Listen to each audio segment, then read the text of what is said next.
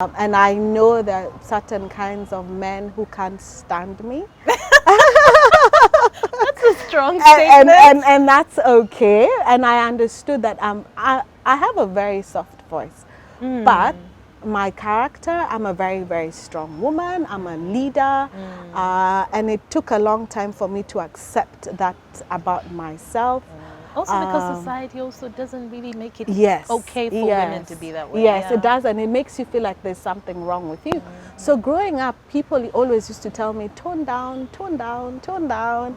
But if I see something that's wrong, it's wrong. And You speak up. I speak up, and part of the reason why I work for the Uganda Police Force is because I believe in justice. And I would speak out and I'd be like, yes, you're senior, but this is wrong. And I think one of the things I think Kale, the former IGP, used to like about me was like, oh, she speaks her mind. And I'll be like, excuse me, sir, this is wrong. And it's wrong because the law says 1, 2, 3, and this wasn't done properly.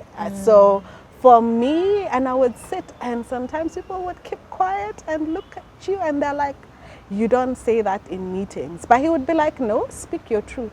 And I think a lot of times I gravitate more to people who allow me to speak my truth. I'm much more comfortable with that. But it took a long time for me to be comfortable with that because certainly growing up, people would always tell me, tone down. You'll never get a husband if you're like this. Tone down, you will never get certain jobs. Tone down, you will never be accepted by society. And I tried to tone down. Did you try? I tried. Then I realized, no, I'm not happy. And God brought me to this world for a certain assignment. And that is why I have the characteristics that I have. And I've made, and I'm so proud of the person I am right now. It's been a long journey, and I still am learning how to accept myself. In January, I cut my hair. Yeah. And I put it up on social media, partly because I didn't want people to ask me, and especially in Kenya, we don't cut our hairs a lot. So I didn't want Kenyans people are very big on hair. long We hair, keep our weaves hairs. and, Yep. And so I didn't want people to start asking me, are you okay? Are you going through something? Are you depressed? So I put up a video as my mom was cutting my hair. Oh, your mom cuts your Yes, hair? my mom always cuts my hair. So I said, when I want to cut my hair, I've cut my hair a few times in my life. Okay. When I was younger, I was a tomboy, so I used to like my hair short. Only my mom could cut my hair. So now when I did it, I had a video and I was like, I'm going through something. It was actually in February. I was like, Valentine's is coming up and I'm my own Valentine's. I'm going through something in my life. It's self-love and I'm appreciating myself a bit more. And I wanted to cut my hair and tell myself that I'm not my hair, because I've grown up with very long hair. And that's the thing, every time I'd walk into a room, everyone, even from when I was a child, were like, oh, she's got long hair, and everyone wanted to touch my hair and be like, oh, this baby is so cute, this child is so cute. So I always knew if I walk into a room, even if I don't have anything else, I have hair. Wow. I have my hair. And I'd be a flower girl in weddings almost every weekend because I had the hair. Wow. So, and I grew up with that. I had the hair. And growing up, and when I even got my job, I always used to then walk into a room knowing I have my career. I'm Cynthia Nyamai. And when and a lot of times I'd walk into a room and I'd be like, I'm Cynthia Nyamai. When I started my PR company, working with elections and never having lost an election, I'd walk into a room and I'm like, I'm Cynthia Nyamai. I'm the one who's done a couple of elections. I've never lost. Don't you, you have to recognize and respect that. But then I realized people should not respect me and love me because of my long hair or how I look and my career. And my career is one thing that I really was like, I was always like, I'm Cynthia Nyamai, I've done all these things. And I was like, hold on, who am I without a career, without the right clothes, without the right friends, without the networks, and without my hair?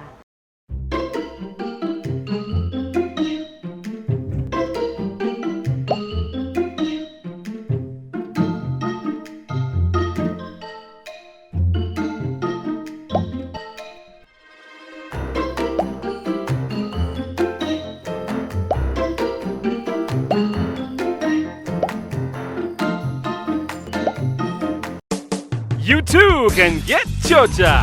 Top up every Monday and get 10 times bonus data bundle with Chocha Monday. Log on to www.smile.co.ug or visit any Smile outlet and top up now. Smile. Now you can. Wow. So I cut my hair. Did something happen? Because those are very big questions. Yes, something did happen. Something did happen. I think I would do a lot of interviews and go speak, and I suddenly started getting bored with my own stories of, oh, I've done these elections, I have been to this country and everything, and I started feeling like there must be more to life than this. And I started teaching Bible classes, and then I realized that God brings us to earth for a purpose and a reason, and it's not about your career. And I think one of the biggest things was when I remember on a Sunday when they let me know that they were going to let go of the former IGP. Yes. When the announcement was made, and of course I had to like prepare some press releases and everything. Because you were handling communications. Yes, I was handling communications. And then the next day I walk into the office and you kind of feel that shift where it's like your power has dropped by 50%. Wow. And so to some people, the way they used to talk to you now is not the same, and they're looking at you like, your boss has left, so who are you again? But the good thing also, I have very good relationships with people. So a lot of them were still holding me back, and they said, no, Cynthia should stay. Cynthia is one of us. But then it was quite interesting that on a Sunday morning you wake up and you have this office and you're all these things, and in the evening you're almost nothing. And it just started making me question, who is Cynthia without all this? Without this job, without this career, career. without this career, who am I? So, and my journey had started a few months before, because even a few months before that, I cut down some of the things. I was like, you don't need security, and some of the privileges that come with the office. And sometimes I'd even use an Uber. And I remember I told my driver, I was like, you know what, spend time with your family. I can use an Uber. You're brought on this earth to be a father too. Spend time with your children and get to know them better. So by the time even these changes were coming, I think God had prepared me. Wow. And I was beginning to find out who is Cynthia. So when I cut my hair, I was like, okay, so let's see if you people are going to love me. And if I will love myself without all these things. So I cut down on makeup, I cut down on a lot of things. And the interesting thing is, I think I love myself now more than ever. And when you love yourself, you attract much more positive things into your life, positive people. Because you're radiating positivity. Exactly, as well. yeah. And you see things very, very clearly. I wake up in the morning and I see things so clearly. I feel things. I see people and I'm like, oh, I'm so sorry you're hurting. And they're like, how do you know that? I'm like, I can feel you're hurting. And I can even, and I'm like, and I'm sorry for what, the other day I was with an Uber driver. I said, I'm very sorry for what you went through with your mother. And she was just mirroring her life on you. And the man started crying. And I was like, did you first have a conversation? No, we had never met. How? You just feel. But that's like specific, Cynthia. Yes, it's very specific. But you begin to feel things. You begin to feel things, like I feel things so strongly about this country. I can just feel, and nobody needs to tell me. And sometimes when you sit in meetings, people actually tell you what you are feeling. And I think it's because I kind of cleaned up everything in me. And I think it's possible for every human being. I think that's why God created us, and He said, take over the earth from Genesis 1. And He said, you have dominion. And then I think dominion means that I'm supposed to feel those vibes about people, about animals. I walked into my friend's house the other day And the dog is normally so fussy, but he just came, sat on me, and she was like, hang on, do you know my dog? I was like, no, but I like him. Yeah. And I was like, oh, he just wants to be touched. And I could feel he was feeling something. And 2 days later, she's like, you know, it's quite interesting you said all those things because my dog is unwell. And so you learn that, you know, when God gives you dominion, you're supposed to feel those things and you're supposed to do something.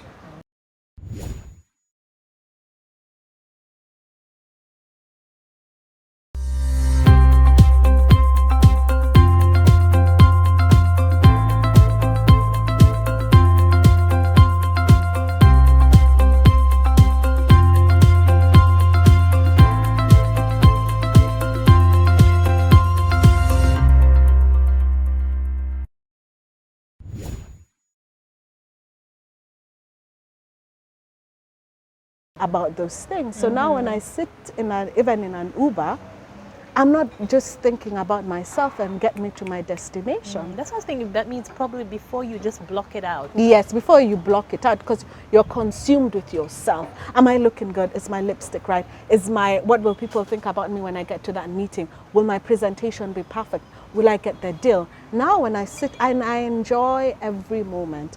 When I enter an Uber, it's about me and this driver. And I'm like, speak God, what do you have for me and what can I tell this driver? And I realized that a lot of times when I sit and I listen to people, you feel their pain and then you speak to them about healing and they're like, do you know no one has ever told me what you just said? And they text and they're like, you know, madam, as Uber drivers, we're not supposed to text and everything, but can I please text you? And I'm like, yeah, it's okay, you can text me. And you're here to serve people. It's very peaceful. It's very, very peaceful. And even sometimes when I'm going through a very difficult time, the interesting thing is I can see the problem, go through the problem, but my mind is at peace. And a lot of times people are like, shouldn't you be? And I'm like, yes, but I'm okay, I'm at peace.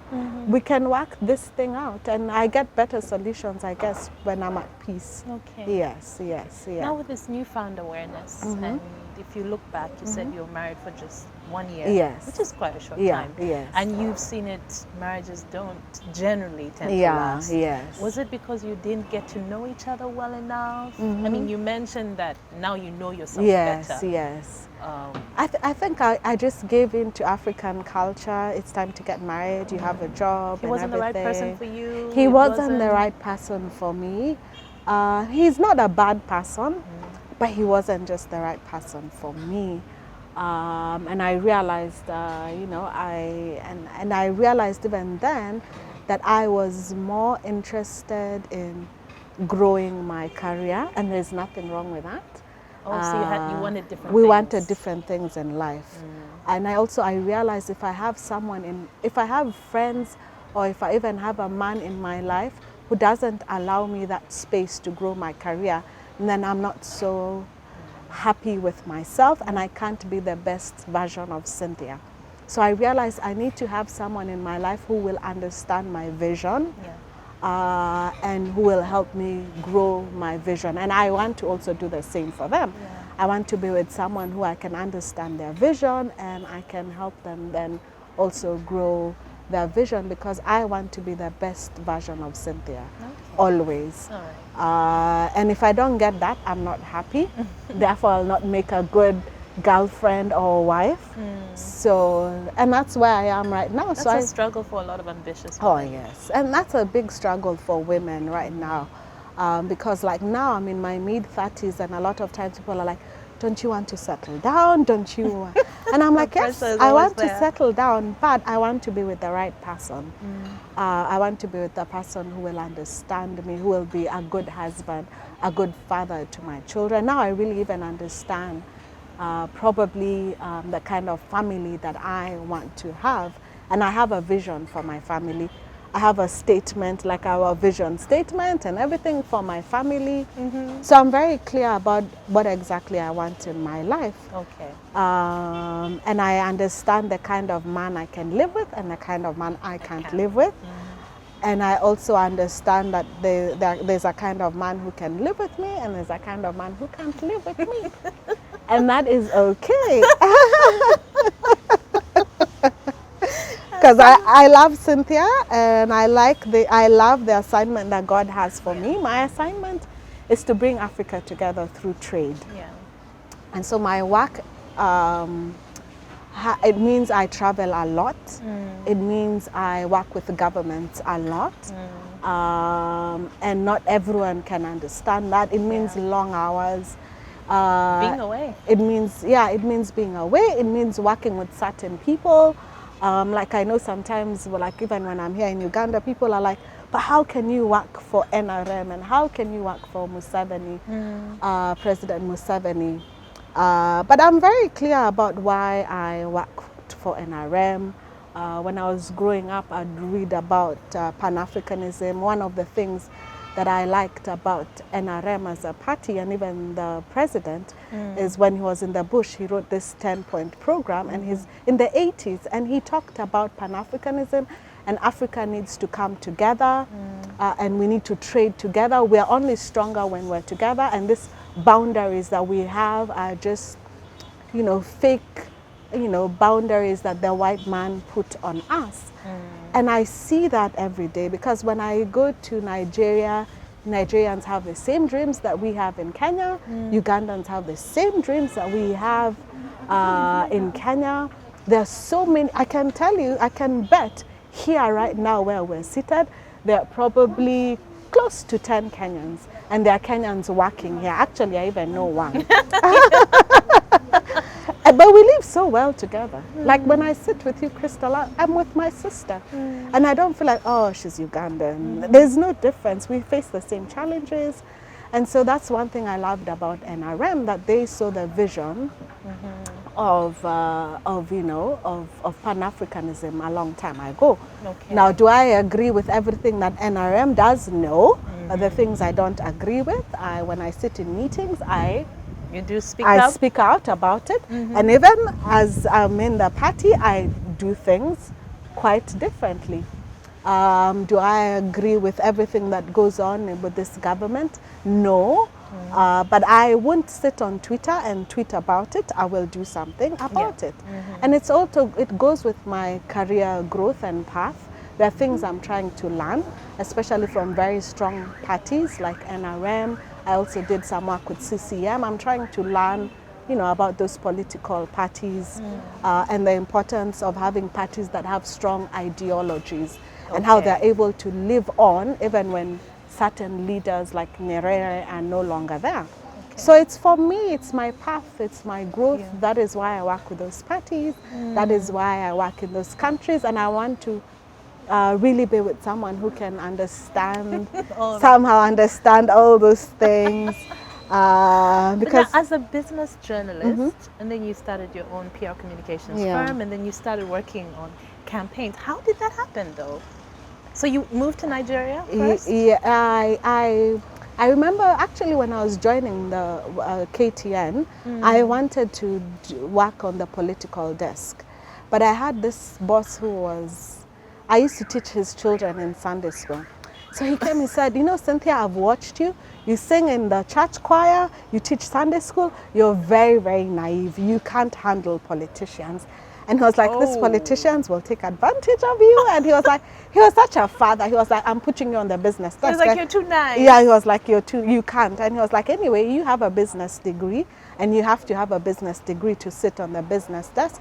So I'm putting you on the business desk. And he was like, and even better, you'll have your weekends off. Oh. So I said, okay. But I loved politics. Yeah.